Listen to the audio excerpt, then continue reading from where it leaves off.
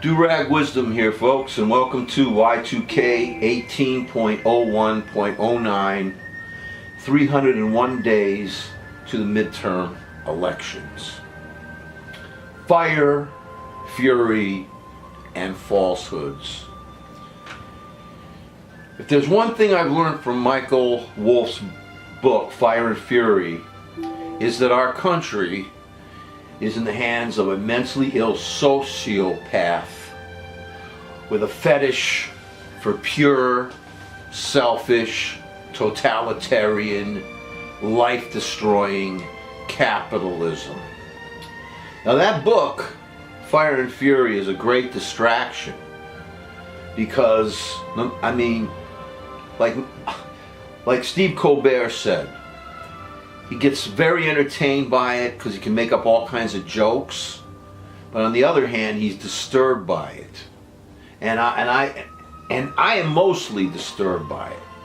Oh yes, I get a laugh here and there, but to understand what our country is what our country is in the hands of.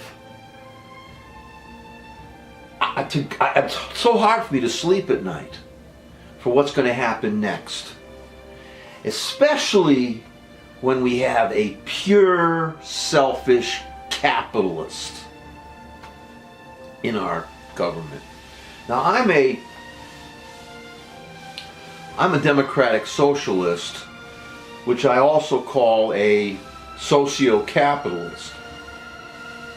I believe that everybody has the right to keep the money that they earn, but if you have a lot of money and you're able to help make other people's lives better, I believe that money should be shared. People who have a lot of money should realize how great their luck has been, and they should be humbled by their luck and be sensitive to the needs of others. I mean, if you have the money to help, why not use it? Unless you're a selfish, greedy turd like most of the freaking rich people in our country are. Because most of these rich turds support the Trump agenda or something like it, as indicated by this tax bill, this tax robbery that just came out. Yes, pure capitalists want absolutely no regulations that interfere with their quest for more wealth. Remember that during the Gilded Age, the Gilded Age between the 1870s to the early 1900s, the early 20th century, the Gilded Age was the time of the rule of the rich. There was no middle class. In this country, you were either rich or you were poor. And the rich could care little for how you lived, even though they exploited you and used you for them to make their money. You got to read The Jungle by Upton Sinclair to understand what it means to be a worker and citizen destroyed by negligent greed. Read that book, The Jungle.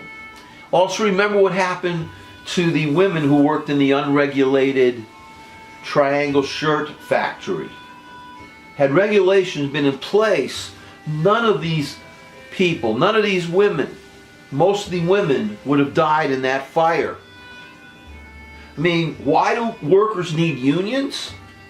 To protect us against unregulated, selfish, life-destroying, greedy capitalism. Now, while we are entranced by Wolff's book, and believe me, I'm reading it, and it reads like tabloid journalism. Well written, very, it kind of like makes me nostalgic for Peter Maas when he wrote the Valachi Papers or the Algiers Motel incident or Serpico or the King of the Gypsies. I mean, there's nothing like a great documentarian kind of book, a non-fiction book. So while we're entranced with Wolff's book, remember that the juggernaut of pure fascist, unregulated capitalism is marching over our poisoned corpses, or soon to be poisoned corpses. Thanks to the traitor birther Trump, oil corporations will now have carte blanche to drill for their stinking, filthy, crude crud on every coast of our country, and of course in the Arctic Wildlife Refuge. All over. And it's going to be unregulated. He's getting rid of all the regulations that make us safe from oil spills. I mean, additionally, besides relaxing the regulations, there was this tax fund set up to pay in case these oil corporations had an accident. So there was a special fund set up, in a tax fund, whatever it was, to make sure that if they did some kind of horrific thing again, there'd be a way to pay for it. Well, the Trump administration got rid of that. So they're doing everything they can to give these fascist, sociopathic capitalists the right to destroy us, to poison us, to pollute, to destroy with impunity. Thanks to the traitor Trump, our pristine public lands are now open again for drilling. You ever camp out and sleep under the stars? You ever hike a trail in a pristine place in the wilderness? He wants to get rid of that. He wants to get rid of the beauty of the natural world, unless you can hunt it down and murder it. Thanks to the traitor birther Trump, factory farms can now once again pollute our streams and ponds with their toxic waste. I mean, I hope Erin Brockovich realizes that she will be needed again when more and more children are genetically destroyed by poisons created by these selfish capitalists, because they're wanting even more money and less regulations. The stock market is now at a new high because corporate CEOs are having orgasms over the fact that Trump will give our planet and our lives over to their greedy will.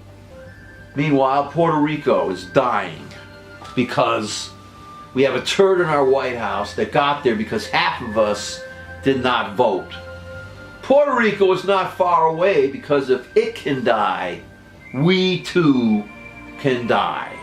Because pure capitalism considers filthy money over human lives.